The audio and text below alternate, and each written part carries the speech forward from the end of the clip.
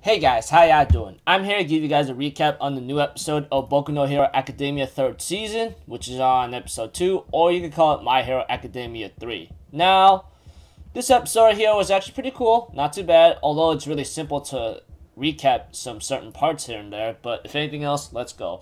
We had to it that Shigaraki is making his plans for his next move, apparently, which would be involved with something that he may have been informed about. And we have to it that eventually, as the episode progresses, everyone is getting ready to go to the summer training camp due to the fact that they're not going to have any vacation because they're going to be trained as heroes, obviously, and there's no way they're not going to let the kids who's going to have their heroic careers be lazy or slack off. And we see to it that one of Class B students, which I forgot the guy's name, but all he knows is that he's just mocking Class A right now because of what they're doing. But we have to it that certain things just that didn't go so well for him. Eventually, as the episode progresses, we have to it that that Class A are introduced to the wild pussycats after reaching a certain location. And of course, I think all of them are like at a certain age where Izuku says, oh, this is like the 12th time like I'm doing something like this. And of course, one of them does grab Izuku's head and says, I'm 18 at heart. So what am I 18 at heart, that Izuku says. And of course, they say, okay, we want you to go all the way over there and fight your way all the way over there through the Forest of Beast, apparently. And we have to it, they go like, hold up, are you serious? One of the boys was just trying to ditch out or try to take the easy way out, but that did not become the case. It's too late. They start training camp already, and they got sent to the Forest of Beast through landslide, so they had to fight their way there. And we get to see that some of them are working together, which is pretty cool. I mean, some filler scenes here and there, but eventually, what supposed to take them like possibly 3 hours took them until like early evening, like around 5:20 or 5:30, I believe. And apparently that's when the pussycats go like, oh, it'll take us 3 hours at most. Honestly, I'm thinking about my idea. Lord, dude, you gotta be kidding me. And we had to it that one of the pussycats that's in a blue colored uniform actually has her shots at, let's see here, Ida, Todoroki, Bakugo, and Izuku go like, hey, I'm calling dibs. In 3 years, you guys are mine, okay? Pew, pew, pew, pew, pew, pew, pew, pew, pew, pew, pew. I'm thinking about mine. Oh, man, I'm guessing she's not even at that. She's at that age, but she's not married, etc. And, of course, the kids of Class A, of course, enjoy their meal and about to take a bath while Minato tries to be perverted and wants to see the girls' naked bodies, of course. I'm thinking about mine, well, I guess you have your ways of going here, going there now. Aside from that, we have to it that as the episode continues, we see to it that,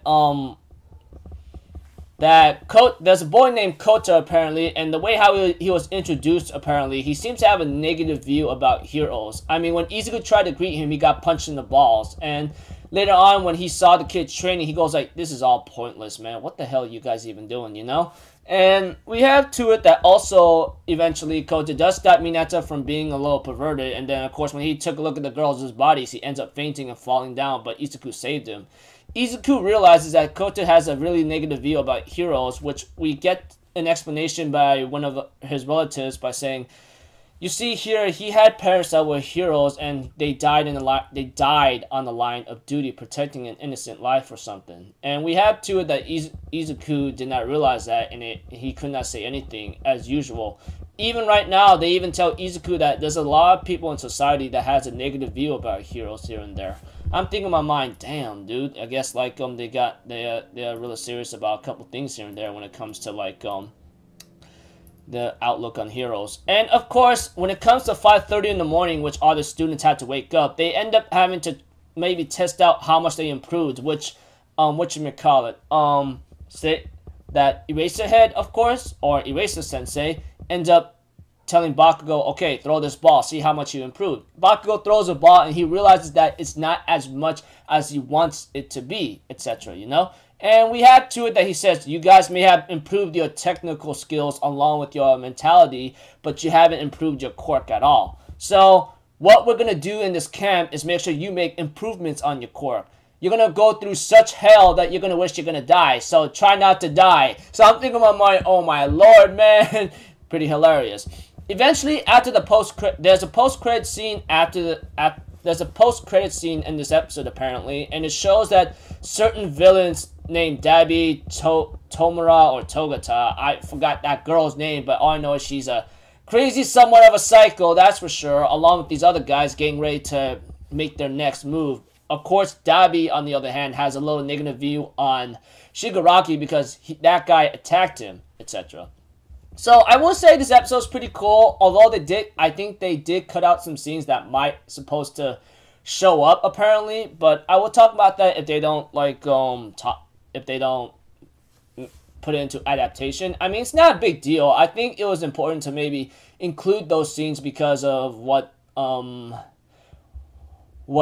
going on, especially with Shigaraki himself. But I think like I might be overreacting, or maybe just thinking like it might have happened before that or after, I don't know. But I'm just thinking too. I think I might be overthinking it. Anyways, like I said, simple episode. Summer training camp starts. Class 1A goes through certain hell through the Forest of Beasts, manage to make it there, have a bath, eat, and then they all go to sleep, start the training in the morning, etc. That's all I can really say for the time being. And Kota, the little kid, has a negative outlook of heroes because his parents died, and he goes like, my parents just left me, what the hell, you know, that kind of thing. So until then, I'll see you guys in my next video. So I'm off for Zoro, people. Have a good day, and I'll see you guys next time, alright? Peace out, bye-bye. Toodaloo!